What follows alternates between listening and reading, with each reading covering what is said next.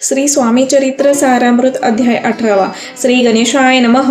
स्वामी सुताच्या गादीवरी कोण नेमावा अधिकारी ऐसा प्रश्न सेवेकरी करिता ती समर्था ते तेव्हा बोलले समर्थ सेवेकरी असती सांप्रत परी एकही मजला ते आता योग्य कोणी दिसेना.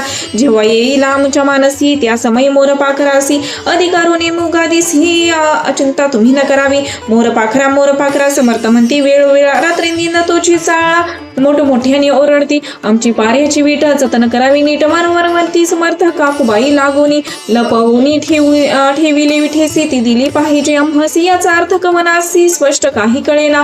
असो स्वामी सुताचा भ्रांता कोकणात राहत होता. स्वामी सुत मृत्यू पावता वर्तमान कळले त्या तो केवळ अज्ञान दादा तायाच्या अभिमान त्याच्या शरीरी असमाधान क्रोश होत चालला.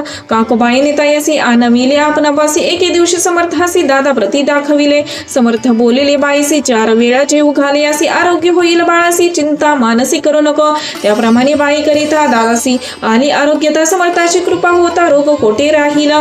तेच गाव मोगला येतं तेथे नानासाहेब भक्त त्यांनी बांधिला श्रीचा मठ द्रव्य बहुत खर्चिले. श्रींच्या आज्ञा घेऊन सत्य पादुका स्थापाव्या मठात या कारणे अक्कलकोटी येतात दर्शन घेत समर्थांचे. ते म्हणती काकूबाईसी पादुका स्थापन करावयासी तुम्ही पाठवा दादासी समागमय आमोजा. बाई म्हणे तो अज्ञान तशात शरीरी असमाधान त्यांची काळजी घेईल कोण सत्य सांगा मज लागी. समर्थे वृत्त ऐकून म्हणती द्यावे पाठवून बाळा ही जरी आज्ञा तरी सांभाळता यसी. असमर्थ पुनश्च बाईसी बोलले त्यात तुमचे काय गेले आम्हासी दिसेल जे भले तेच आम्ही करू की. शेवटी मंडळी सांगती दादासी पाठवले की जे प्रतिपादुका स्थापन झाल्यावरती दादा आला परतोनी. पुढे सेवेकर्या सांगती त्यासी मुंबईस पाठविती ब्रह्मचार्यासी आज्ञा करीती यासी स्थापक गादीवरी दादासी करुणी गोसावी मुंबईची गादी चालवावी. स्वामी सुताची यास देवी कपनी झोळी निशान ब्रह्मचारी दादासी उपदेशिती दिवस निशी गोसावी होऊन गादीसी चालवावे आपण. दादा जरी अज्ञान होता तरी अशा गोष्टी न करता न कर म्हणेची सर्व धान रुची चित्तात याची या परी ब्रह्मचार्याने पाहिली खटपट करून शेवटी दादासी मुंबई होऊन अक्कलकोटा पाठविले. समर्था ऐसे समयासी आज्ञा केले भुजंगासी घेऊन माझ्या पादुकांची मस्तके ठेव दादांच्या मोर्चेला आणून सत्वरी धरा म्हणते त्यावरी आज्ञेप्रमाणे सेवेकरी करिता ती तैसेच. श्रींच्या पादुका शरीरी पडत उपरती झाली त्याच्या चित्ता हृदय प्रकटला ज्ञान सविता अध्यान गेलेला याचे.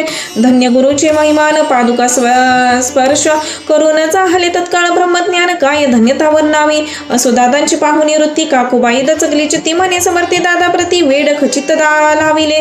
ती म्हणे जे समर्थ आपण हे काय करिता दादाची या शिरी ठेवीत हा पादुका काय म्हणून. समर्थ बोलले ती येसी जे बरे वाटेल म्हसी तेचे करू या समयासी व्यर्थ बडबड करू नको. काकूबाई बोले वचन एकासी गोसावी बनवून टाकीता आपण मारून इतकेची पुरी झाले. ऐकून ऐसा वचनाला समर्थासी क्रोध आला घाला म्हणती बाईला खोडे माझे सत्वर. काकूबाईने अकांत करून मांडला अन्यर्थ नाना अपशब्द बोलत भाळ पिटीत स्वहस्ते. परी समर्थे त्या समयी लक्ष तिकडे दिले नाही. दादासी बनविले गोसावी कपनी झोळी अर्पिली. दुसरे दिवशी दादासी समर्थ पाठविती भिक्षेसी ते पाहुनी काकूबाईसी दुःख झाले अपार. समर्थासी हसू आले अधिकचे कौतुक मांडले. दादासी जवळ बोलाविले काय सांगितले तयासी. अनसुया तुझी माता तिचं पाशी भिक्षा मागत अवश्य म्हणून तत्वता जननी जवळी पातला. ऐसी बाईने पाहुनी क्रोधाविष्ट अंतकरणी म्हणे तुझी हे करेनी अलोक पवाद ऐकोनी मातेची योगती. दादा तिचं प्रति बोलती ऐहिक सुखे तुझी गमती माती आजपासून. पुत्राचे ऐकून वचन उदास झाले तिचे मन. असो दादा गोसावी होऊन स्वामी भजनी रंगले. काही दिवस झाल्यावरी मग आले मुंबापुरी स्वामी सुताच्या गादीवरी बैसोनी संस्था चालविती.